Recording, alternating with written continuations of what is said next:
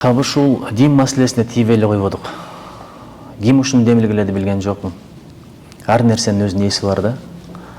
Албетте, кээде бирлер бизнесин мамлекетке атайын өткөзүп берди, ыктыяры менен атайын бир заводун өткөзүп берди, жерин өткөзүп берди деп атабыз. Эми кандай өткөрүп берсе деле бул мейли адамдыкы да. Бирок диндин автору Алла Таала өзү болуп атпайбы? Кээде адам ушундай экенбиз да. Бул эми жараткандан да биз акылдуубуз деген деле нерсе да. Ар кимдин өзүнүн дини бар. Ар бир адамдын динин сыйлаш керек. Биз бардыгыбыз алсыз пендебиз. Канча өзүңдү күчтүү сезбе, кыйын сезбе, бай сезбе, бир чыпалаң кайрылып калса, сен бир бечара экениңди түшүнөсүң да. Көзгө көрүнбөгөн бир вирус кирип кетсе, адам айнып калып атат, өлүп калып атат көрүп атабыз. Ошон үчүн биз бардыгыбыз бирдикке таянгыбыз келет. Бирөө байлыгына, бирөө бийлигине, бирок келип байлыгың, бийлигиң болсо деле самолет кулап баратканда Алла Таалага таянасың. Же машинаң бир кылт этип кетсе, атеист деле Алла Таала дейт экен да, Кудай дейт экен. Ошон үчүн Алла Таала түзүп берген мыйзам, бул адам түзгөн мыйзам эмес. Өзүбүз кабыл кылган мыйзамды өзгөртө берсек болот. Эми баягы бети жабы боюнча албетте эми ал парз эмес. Бирок Россияга барсаң буга тыюу жок. Мен ар жактагы демократиялык мамлекеттерди айтпай эле коеюн. Россияда тыюу жок.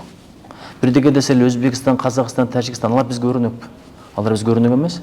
Биз аларга өрнөк болчубуз. Сөз эркиндиги жагынан, дин эркиндиги жагынан. Караңыз, мына дин эркиндигинин берекеси менен бизден Чубак ажы чыкты, Максат ажы чыкты, Абдышүкүр ажы чыкты.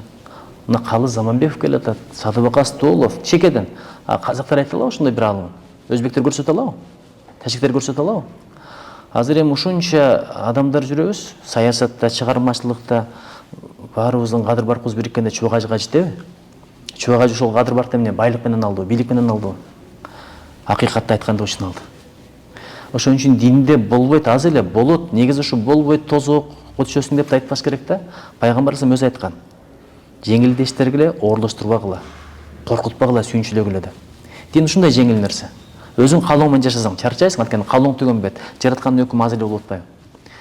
Анан ал мыйзамдын долбоорун карап туруп айттың, ушу парламентте болгондо мен ушу тикемден тик турат элем, чыркырап турат элем. Бирок парламенттен тышкары болгондун бир жаман жери ушул экен, микрофонун жок болуп калат экен да. Микрофонун жок болуп калат экен. Ошондой болсо дагы пикирлеримди жазып чыгардым социалдык тармактарга.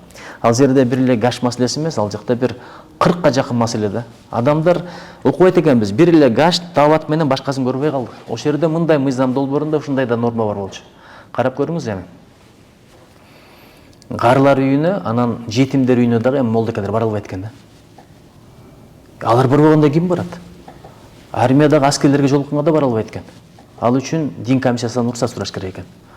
Эми ошол эле армияда дедовщина болот, ошол эле армияда өзүн өзү өлтүргөндөр болот. Суицидке каршы эң сонун насааты бере турган ким? Молдокелер.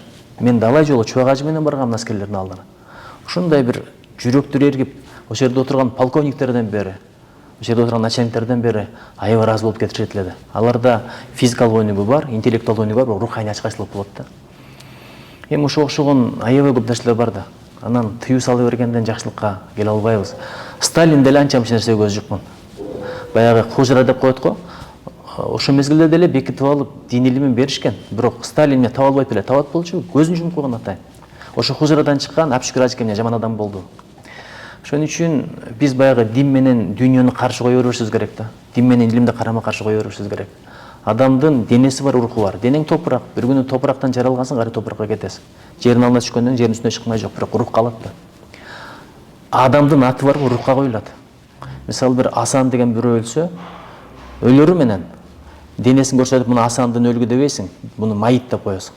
Маркум деп, көрдүңбү? Аты да таштап кетет, аты руху менен кошо кетет. Ошон үчүн бул рух бактылуу болуш үчүн, рух нурданып жаркыраш үчүн бул дин илими өтө маанилүү. Ушуга тийбей эле койбодук. Мен эми үчүн үмүт кылам, ушу кол коюлбай эле калса экен мыйзам долбооруна депчи. Мен аябай үмүт кылам. Бирок эми жаратканга чакырып таштаган Намрут эмне болду? Фараон эмне болду? Бай болуп бактысыз болду, бий болуп бактысыз болду. Жараткандын кудурети менен тамашалашпаш керек да. Эгер парламентте болсо мен айта турган сөздөрдү айтат элем. Ал эми даават боюнча мен билесизби, президенттин аппаратында дин маселесин карайт болчумун. Ошо дин маселесин карагандыгым үчүн атайын ишинен иликтейин деп дааватка чыгып көргөм. Эртең бүрсүн президент сурап калса, түкүн айтты, баланы айтты дебей, ичинен көрөйүн деп. Барып мен эч бир жамандыгын көрбөдүм да. Канча адам менен сүйлөштүм, арасында байы бар, бийи бар, бандити бар, алкоголиги бар, наркоманы бар. бир да адам бекер эле чыгыпмын деп бир да айткан жок. Сонун турбайбы? Жан дүйнөм жаңырып калды. Көңүлүм тынчып калды, жүрөгүм мемиреп калды. Мындай кечиргим келип калды. Ата энеме барып кызмат кылам, колун өбөм дегендер келет. Үч эле күндө. Анан балким мен ушу бирдекесин байкабай жүргөндүрмүн деп быйыл атайын Пакистанга барып келбедимби? Ичинен көрөйүн деп. Иштимайга да катыштым, атайын 40 күн даватташып келдим. Билесизби, бул жөн эле жылып жүргөн медресе экен, мектеп экен. Үйдө отурсаң, телефон чукулайсың, аны сүйлөшөсүң, достор менен чай ичесиң, тойго барасың, футбол көрөсүң, бой бес правил көрөсүң. Ал жакта күнүгө эрте менен багымдат баян деп коет, дагы бир алым чыгып сүйлөп берет. Андан кийин талимде китеп окуйсуң, андан кийин тажвид деп коет, жана жаттагандарыңдын произношенияларын тактайт экенсиң. Анан 6 сыпат деп коет, эң мыкты 6 сыпатты мындай чечмелеп беришет да алымдар. Андан кийин дагы хадистерди окуйсуң.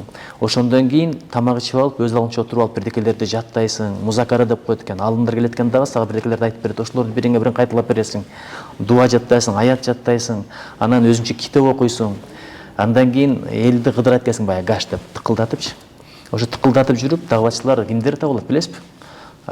Сизге жакпайт, буга жакпайт, бирок арасынан алар алкастар табылат экен, наркомандар табылат экен, стрессте отургандар табылат экен, күн сайын аялын урган зулумдар табылат экен, ата энесин какшаткан акмактар табылат экен. Алар мына буларды алып кеткилечи деп, ошолор кайра жашоого келип атпайбы? Бомуздорду алып кетип 40 күн, 4 айда кадимки турмушуна кайтышына себеп болгон ушул дават экен да. Анан айтып атпайбы бирөө, эми эле тыкылдатпай калды эшигибизди дейт мына Кыргызстанда бирөө. Закон чыга электе эле. Мурда дейт мындай ыймансыз болуп калганда келип тыкылдатып мешитке жүрүңүз десе мындай жанданып калчу эле. Азыр мен ыйманым устап баратат деп атпайбы. Ошентип отуруп анан 40 күндө канча адамдар менен тааныштык. Чет өлкөлүк, африкалыгы бар, америкалыгы бар, европалыгы бар. Сапаттарын үйрөнүп келдик, өстүк, өндүк. Андан кийин келдим, андан бери деле мындай бир айдан ашык өтүп калдык. Ыйраткан деле эчтеке кыла алган жокмун да. Ошон үчүн убактыңа береке берет экен, ырысыңа береке берет экен. Дүйнөнү тааныйт экенсиң, көзүң ачылат экен, анан кичпелдик үйрөнөт экенсиң. Бирөөнүн эшигине барып тыкылдаткан адамдын текебердигин сындырат экен. Ал чыгып сөгүп коюшу мүмкүн, урушуп коюшу мүмкүн. Ошондо дагы жаман ойлобой кетиш керек да. Бир аз кызлат болуп калган келип окшойм. Эшигин ачпай койсо, балким намаз окуп атат деп, ичиңден жакшы ойлонгон үндөйт экен да бул. Анан тыкылдатып атканда дагы ачылганда үйдүн ичи көрүнүп калбасын. Бул жакта тургула деп ошондон бери үйрөтөт экен да. Айтор даваттан бери эч бир жамандык көргөн эмес Кыргыз. Жакшылык гана көрдү. Канча бандиттер адам болду. Мына балыкчы шаары аябай тентектердин шаары эле дейт да.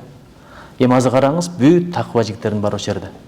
Анан киши өлтүрүп, кишини ичке сайып, тоноп, талап жүргөнчөктү сакалын коюп алып, даватка чыгып, адамдар жакшылыкка чакыра берсин. Анын эмнеси жаман? Кудай буйрса баары жакшы болот.